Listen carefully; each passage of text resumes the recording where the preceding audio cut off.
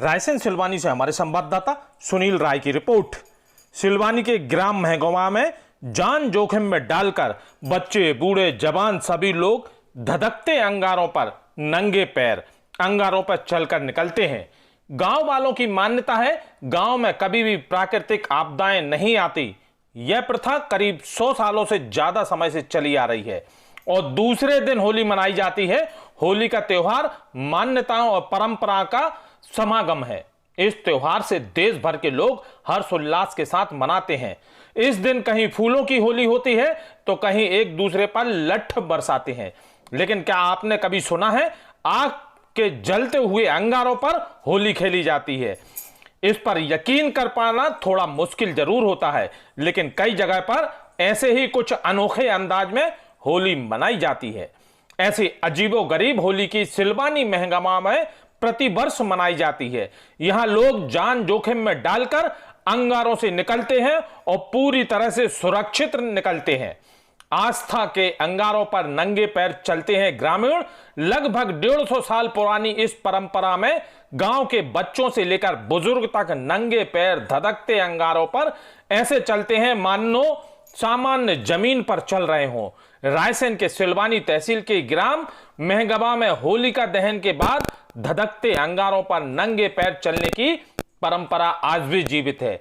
गांव को आपदा और खुद को विभिन्न बीमारियों और संकटों से दूर रखने के लिए ग्रामीण इस परंपरा को निभाते आ रहे हैं।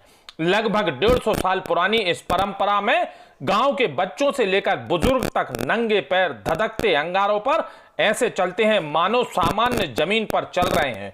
उनके पैर में ना तो कई छाले पड़ते हैं, ना ही किसी तरह की तकलीफ अंगारों पर चलने से होती है।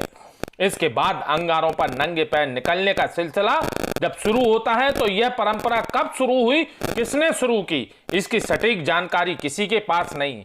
हालांकि ग्राम के बुजुर्गों का कहना है कि बरसों से देखते चले आ रहे हैं, परंपरा को निभाते चले आ रहे हैं। ग्रामीण श्रद्धा के साथ इसे निभा रहे हैं।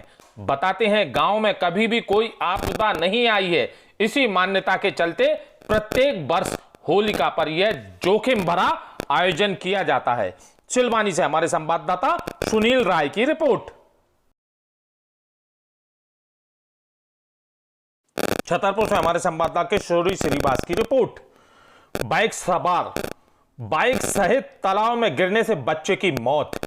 गड़ी मलहरा तालाब में डूबने से गड़ी गांव के 3 वर्षीय बच्चे की मौत हो गई।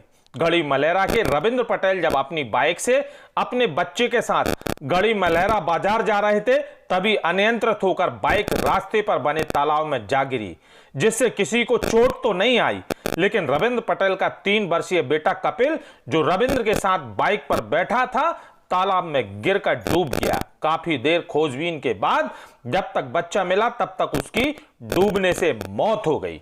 छतरपुर से हमारे संवाददाता किशोरी श्रीवास की रिपोर्ट।